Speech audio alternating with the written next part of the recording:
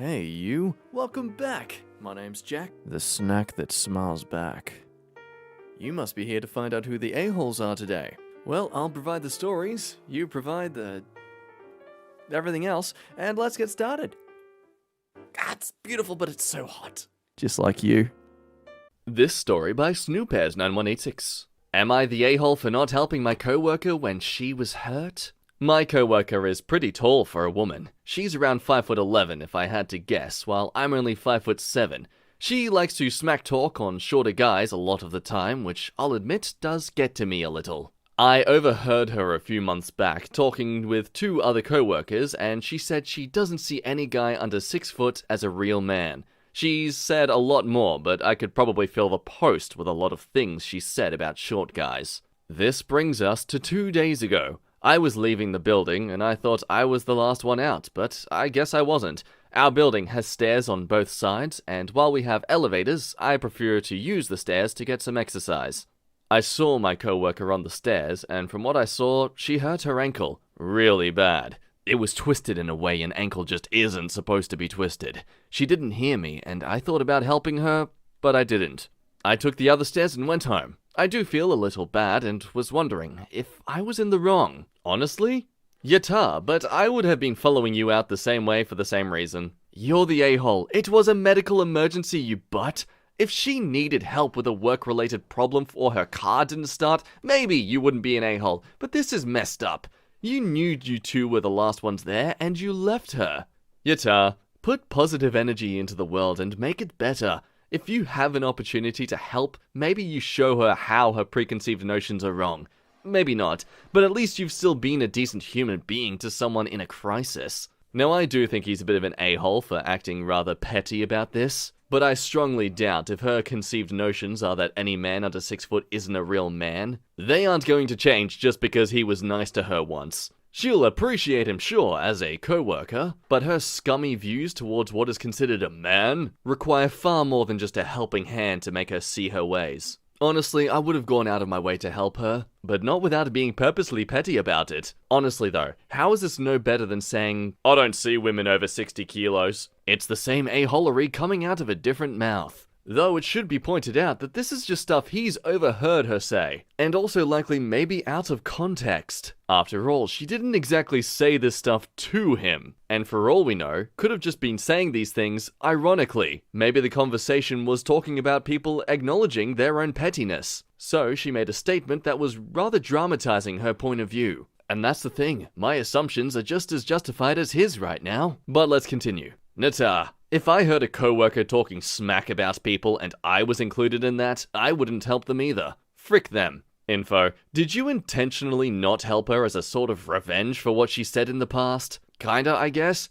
It's just I have heard most of the stuff she said all my life because of my height, especially the not a real man thing. I just thought, why would I help someone who thinks I'm inferior? And just to prove you were a real man, you left a woman injured, in pain, and alone. Classy.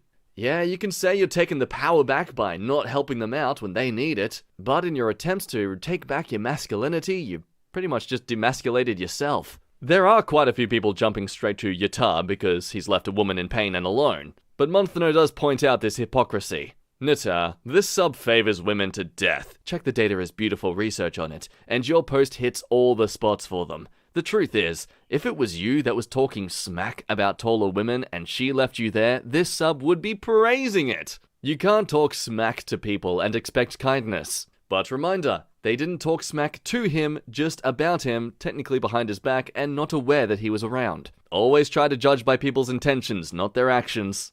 Yata, it's tough to be good to people that are a-holes, and there certainly isn't any obligation to help people that have hurt you. But I still believe that we should help people that are in need of it, regardless of how a-holish they are. When you have an opportunity to help someone and deliberately don't, and your reasoning is because you overheard her say something kinda hurtful that maybe you didn't really know the context of, that makes you the a-hole. The right thing to do would have been to help her out, but I can't say you're an a-hole for not helping her. One of the consequences of being a D to those around you is that one day you may not get their help when you really need it. Everyone sucks here. The comments she has made are incredibly inappropriate for the workplace. But what kind of monster just walks by someone with a potentially broken ankle and does absolutely zero to help them? Like, what happened to your empathy, dude? Especially knowing that the building was empty and there was literally no one else around to help her? Overall, everyone thinks he's quite scummy for leaving her. But there are a few that understand him. What do you think? Does it make him an a-hole outright, or is he justified to not give her any respect? This story by Terry Schnee. I left my injured friend alone while hiking. I, 35 male, and my friend, 32 male, were backpacking in Canyonlands National Park. We were about 3 days into our trip, and I brought some good amount of weed with us. On the 4th morning, we woke up, smoked, then decided to down-climb into a canyon. It was very steep, and my friend was feeling a little wobbly from the weed. We were about 20 feet from the bottom of the canyon, but there was a sharp overhang and no other way down. My friend decided to climb down first, but he lost his footing and fell. He fell about 15 feet and landed on a hard rock. He was still conscious, but I assumed he would not be able to walk. He cried out in pain and said his legs hurt bad. I told him I was going to climb out and go find someone that could help. I left him some food, as I was carrying it all, and told him I would be back. I hiked 25 miles back that day to the car and tried to call for an emergency evac, but there was no cellular service. I drove out until I had cell service and then called for a medical evac. By then, it was midnight, and they couldn't conduct a search in the dark. They waited until the next morning, and they found him hiking back on the trail. He hadn't broken any bones and could still walk. He was taken back home by the evac team and was surprisingly not very hurt at all. I have tried to contact him, but he is very mad at me for leaving him while I was getting help. It has been 2 weeks and he still won't talk to me. Am I the a-hole? TLDR, my friend fell while hiking and I left to find help. Now he is mad at me for leaving him. Nata, unless you're a medical professional, what else were you supposed to do exactly? You did the best thing you could by going to get help. Everyone sucks here. Next time, take some of your weed money and buy a satellite phone. Your friendship is probably done. Tough luck. Everyone sucks for smoking weed while going hiking. Ingesting any mind-altering substances while doing potentially dangerous activities far from help is a stupid thing to do, as you both discovered. As for leaving, maybe you could have stayed a bit longer to check how badly hurt he was, but leaving to get help is also a reasonable course of action. Next time, save the drugs for when you get home. Yata, you made an unwarranted assumption with seemingly zero medical assessment or first aid on your friend.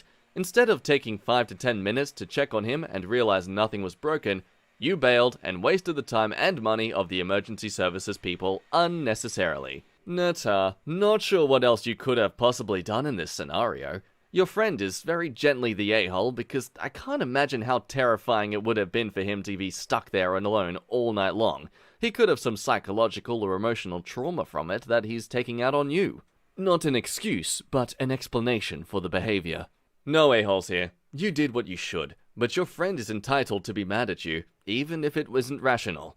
I would as well. Imagine spending the night without anyone in a canyon thinking you were left for dead. Yeah, it's understandable. So there's a lot of mixed opinions with this one. I absolutely agree that you shouldn't bring mind-altering substances along a hike, especially if it's a dangerous one. And let's be real, most hikes are quite dangerous. Look, if you want to go on a hike and enjoy some substances like that without any fear of a police happening to be right behind you, you go right ahead. But any risks that occur or any dangerous things that happen are completely your responsibility, not to mention your fault. I would agree that you guys did influence yourselves into this situation, but I'd also defend the fact that you didn't force your friend to smoke weed. He equally took part and therefore is equally responsible for himself. I'd imagine his frustration and also fear was quite heightened because of the influence of the drugs. At least, assuming he was still somewhat under the influence during the whole time. But this is also us going into assumptuous territory where the weed they were smoking was strong enough for it to last that long, and also not taking into the possibility that they may have developed a strong tolerance for the influence of weed due to a likely consistent use of it, which could therefore mean the weed had nothing to do with this situation at all, really. Regardless, I don't think you're the a-hole. And I also think if your friend was actually trying to be your friend still, he'd reach out and contact you to talk about it. especially if you've at least tried to reach out to him. At this point, after 2 weeks and no contact, it seems he's being angry at you just for the sake of being angry at you at this point. Am I the a-hole for not supporting my wife in an argument with a taxi driver? This happened a while back, but the issue still comes up every so often. My wife, sons, 6 and 2, and I were just back from a vacation. It was a long flight, 7 hours with layovers, and a tiring trip, so I was eager to get home. We waited 20 minutes for a taxi. The cab was a minivan with 3 rows of seats, but the middle row wasn't working, so my wife and kids sat in the back row and I sat up front. The driver said since we were going outside the city, he would charge a flat $120 rather than just use the meter. He was probably ripping me off, but I was fried and just wanted to get home, so I agreed. At any rate, the meter would have cost at least $50 before tip. While we were waiting to exit the parking lot, my wife decided she wanted to sit up front so she could navigate. We switched seats and I sat with our boys in the back. My wife started talking to the driver. It was hard to hear from all the way in the back with my kids talking, the radio on, and the general driving sounds, but she was saying things like, $120 is a lot. Are you sure you're not overcharging us? And, come on, you're ripping us off, aren't you? The driver claimed he was following the rules, and I thought the conversation was over. Instead, my wife was Googling the rules on taxi fares, found something that suggested we were being overcharged, and told the driver. I still couldn't hear most of the conversation, but it seemed to start and stop periodically for about 20 minutes before it suddenly exploded when we were almost home. The driver got annoyed, either due to the repeated accusations of impropriety, my view, or because a woman was disagreeing with him, my wife's view, and spoke to my wife sharply, not yelling and no words beginning with B or C. My wife was offended by his tone and started yelling at him not to talk to her that way. Then the cab driver lost it, pulled over and kicked us out. I was stunned at how quickly everything blew up, but I collected our kids, paid him, and we walked home. Fortunately, we were only a few blocks away from home when things went south. My wife was furious. Initially at the cab driver, but then, in his absence, at me. She was angry that I didn't support her in the argument, especially during the fiery conclusion. Obviously, he was the a-hole for dumping us on the side of the road, but in the moment, I was too focused on herding our kids out of the car to care much about yelling at the driver. I know that spouses are supposed to have each other's back, but frankly, I felt she undermined me first by trying to go back on something I had already agreed to. Plus, I was angry at her for starting and escalating an argument that got us thrown out of a cab. I know from painful experience that she can't let things go once she's upset, and that, in arguments, she has wildly different standards for the tone of voice she is allowed to use and the tone permitted to others. Am I the a-hole? Not the a-hole. If she didn't like the agreement, she should have spoken to you about it and gotten a different taxi, not agreed, got into the car, drove off, and then tried to renegotiate. Understandably, she was mad, and unfortunately, took it out on you because she was too tired, didn't get her way, felt slighted by 2 people, and then the driver did the a-hole move of dumping everyone. In my opinion, it wasn't an argument that should have happened, and you did not take her side. Info. Did you actually contradict her argument, or did you just fail to speak? Both aren't necessarily great, but one is definitely worse. It doesn't sound like you were actively taking the taxi driver's side. You were in an awkward situation because if you argue, you are reneging on an agreement that should have prevented you from getting in the cab if you were upset about it. I would be furious if I agreed on a price to sell someone something and it got to their door and they decided they didn't want to pay that much. This isn't really different. I think in your situation, I also would have said nothing. If you said anything to the effect of, honey, stop arguing and let's just go, or taxi driver is right, 120 is fine, then you would definitely be the a-hole. I didn't say anything. I was too far in the back of the cab to actively participate, and I probably would have freaked out my kids if I started arguing too. She was mad that I paid him after the ride, but I just wanted everything to be over. She later complained to the TLC and got the fare refunded because he didn't take us to our destination. Not the a-hole, but your behavior wasn't perfect. It seems like your wife has anger issues. Yes, you probably should have been more supportive in the moment, especially when he called your wife names. But you were exhausted and were focused on your kids. The driver is obviously an a-hole for dumping you, maybe ripping you off, and calling your wife names. Your wife is also an a-hole for not dropping a situation when you'd already agreed on an outcome, as you said. And, of course, for taking her frustration out on you rather than the taxi driver. And, it seems, for escalating situations that don't need to be escalated. Hello. That does us for today's video. Thank you so much for watching. If you're looking at my face right now, that means you liked this video. So, all I appreciate is if you would like the video back. Because if you like it, then I'll like you for liking the video, and then I can make more stuff for you to like that you can like, and it'll be just a constant cycle of never-ending pain and suffering. So don't do it alone, suffer with me. I don't know where I was going with that. If you haven't subscribed but you want to see some more content, then please, what are you waiting for? Click that notification bell so you're always updated on the latest content. And hey, why not check out some other videos while you're here? But anyway, that does me for today. Thank you again for watching. You're an amazing person. I love rambling at you, and I look forward to you staring at me beyond the abyss again soon. I can't close well. Don't at me, okay? My name's been Jack. Bye-bye. You're amazing. See ya.